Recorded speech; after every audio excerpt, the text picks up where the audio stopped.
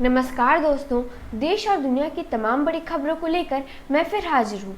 तो आइए जान लेते हैं आज के मुख्य समाचार क्या हैं और क्या है देश और दुनिया का ताज़ा अपडेट। साथ ही आप जान पाएंगे देश और राज्य की सरकारों ने आज क्या किया ऐलान और क्या दिया बड़ा बयान।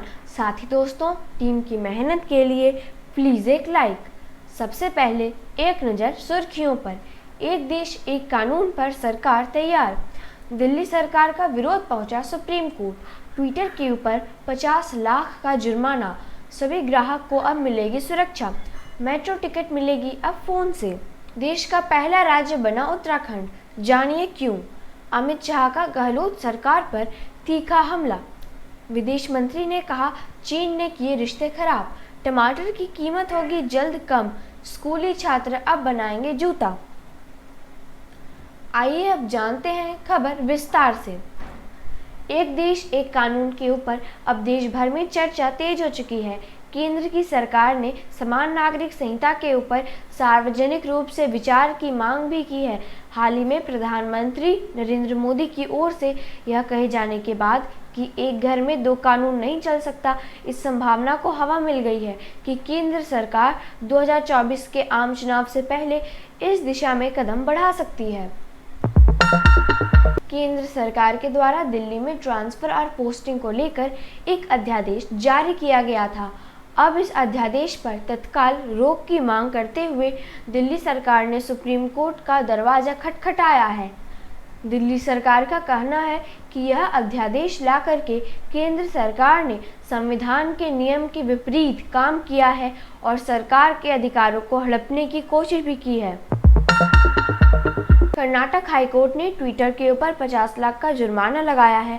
हाईकोर्ट ने कहा कि ट्विटर कोई किसान या सामान्य व्यक्ति नहीं है, कि उसे कानून की जानकारी नहीं है, बल्कि वह एक अरबपति कंपनी है। आपको बता दें कि फरवरी 2021 से फरवरी 2022 के बीच ट्विटर को सरकार की तरफ से कई अकाउंट को ब्लॉक करने और कई ट्वीट को हटाने का आदेश दिया गया था, लेकिन ट्विटर ने इस आदेश का पालन नहीं किया और कहा कि यह अभिव्यक्ति के अधिकार का हनन है। उपभोक्ताओं को गुमराह करने वाली ऑनलाइन कंपनियों पर सरकार ने कड़े कदम उठाने की तैयारी कर ली है। ऐसी कंपनियों को गलत तरीकों से परहेज करने के लिए कहा गया है। सरकार ने कहा कि धोखा देकर अपने सामान बेचने वाली कंपनियों पर कार्यवाही की जाएगी। अब मेट्रो में यात्री मोबाइल फोन से किराए का भुगतान कर सकेंगे।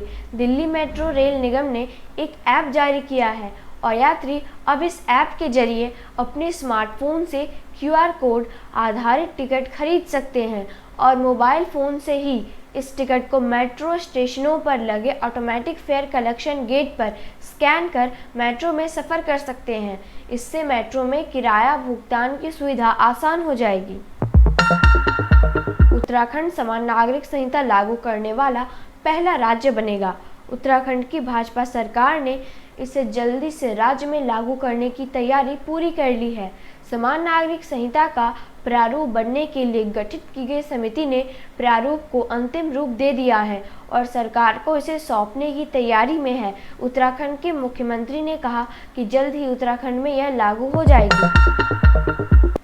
कर्नाटक में मुख्य चावल योजना 1 जुलाई से शुरू हो चुकी है।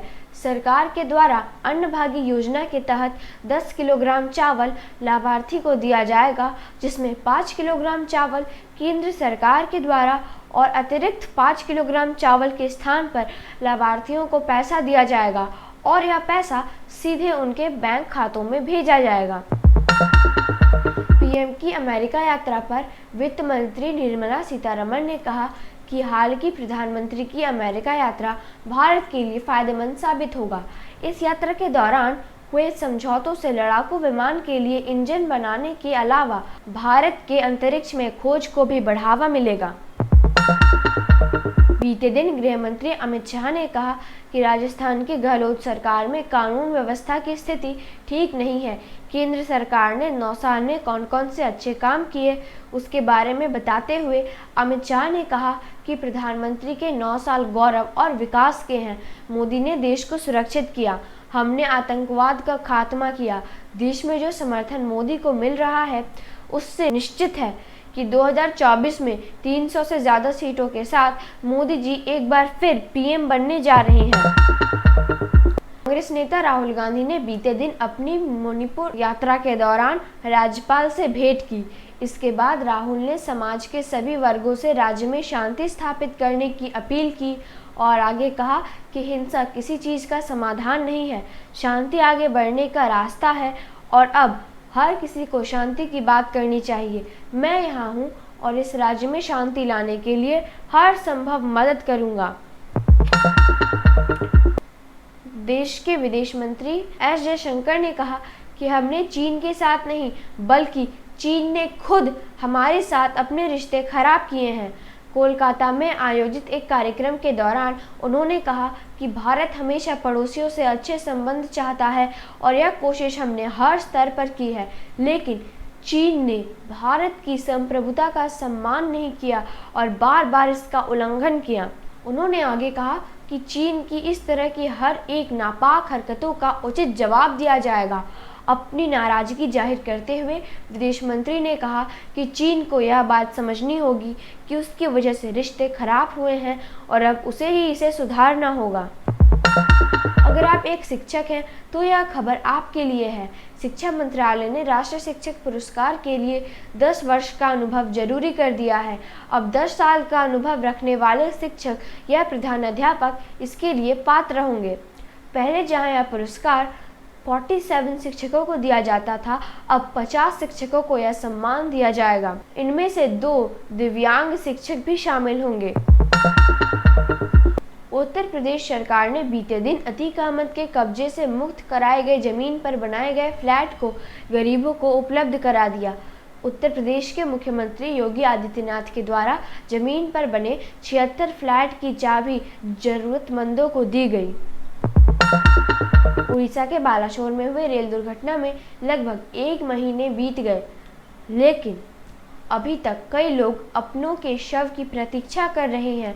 खबर के मुताबिक भुवनेश्वर एम्स में रखे गए लगभग 80 शवों में से 30 का डीएनए शुक्रवार को नई दिल्ली से भुवनेश्वर पहुंचा।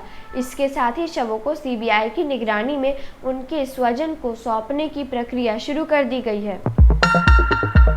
खबर आ रही है कि आपूर्ति बढ़ने के साथ ही अगले 15 दिनों में टमाटर की कीमतें कम होने लगेंगी और 1 महीने में सामान्य होने की संभावना जताई जा रही है। स्कूली छात्रों से जुड़ी एक खबर है जिसमें सीबीएसई स्कूलों में पढ़ रहे छात्रों को अब जूता निर्माण का तरीका बताया जाएगा। आगरा को जूता निर्माण का पाठ्यक्रम तैयार करने की जिम्मेदारी मिली है और संभावना है कि अगले 3 महीने में यह सिलेबस बनकर तैयार हो जाएगा। इसके बाद इसे सीबीएसई को अंतिम निर्णय के लिए सौंपा जाएगा। रूस के राष्ट्रपति व्लादिमीर पुतिन ने प्रधानमंत्री नरेंद्र मोदी को खास दोस्त बताया और साथ ही मेक इन इंडिया की खूब तारीफ की। उन्होंने कहा कि इस अभियान से भारत की अर्थव्यवस्था पर गहरा असर पड़ा है। सुप्रीम कोर्ट के मुख्य न्यायाधीश ने न्याय की प्रणाली को और ज़्यादा पारदर्शी, सरल और सुलभ बनाने की ज़रूरत बताई है। साथ ही आम लोगों को न्याय मिलने में देरी होती है, इस पर भी चिंता जाहिर की। न्यूज़ अपडेट के लिए और मुझे सपोर्ट करने के लिए लाइक एंड सब्सक्राइब करना मत भूलिएगा।